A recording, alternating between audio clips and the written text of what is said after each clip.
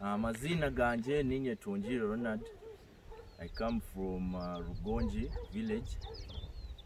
Down there across is our home, our residential home.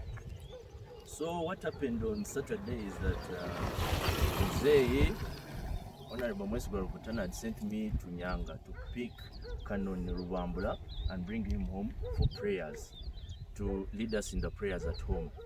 So on my way as I was coming back, I was with this car that you see here, and that's my cousin brother that I was with in the car. So when we reached Kagugu, it's a market area where they first blocked us from. There was a RAV-4 that came speeding, and immediately it went in front of us and parked in the whole road. We couldn't access moving at the front, and then there was a Primo that also came from behind. It also stopped us. So we're in the middle of the road. So as crowds came and started, they wanted to throw stones at the car, threatened to hit them. That's when they moved away.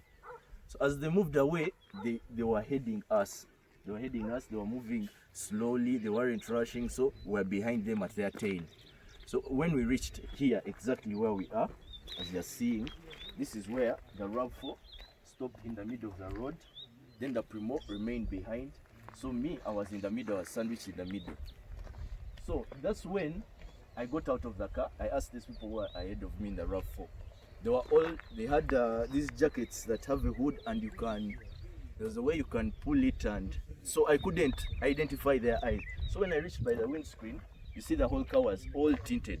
When I reached the windscreen, he just slightly brought it down, and asked him, what is it at Numwendachi? Baja, you can't do anything.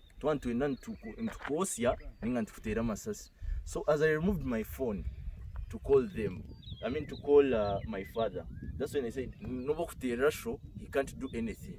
So me, I continued and made the phone call. I called him, I said, Daddy, that's when my father came from home, just as he said, just in there, he came rushing to save me. So when my father came, he also had no access to either go to the front or anywhere. He just parked here, since the whole road was blocked. They didn't say anything, they just kept quiet. They were all in the car. You couldn't see their eyes, he couldn't identify them.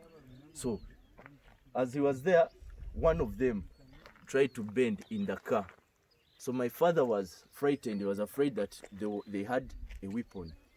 So that's when he went back to the car and got a gun to come and frighten them, But what I'm sure of, and I'm 100% sure of, he didn't shoot, and no one was hurt, no one was shot dead.